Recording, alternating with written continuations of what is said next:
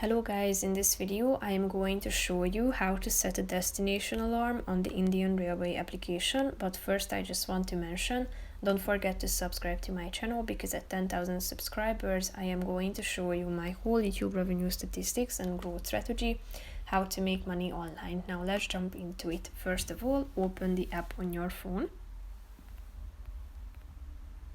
After that, tap on this home button down below on the left side corner of the screen, and then scroll down to the bottom and click on destination alarm.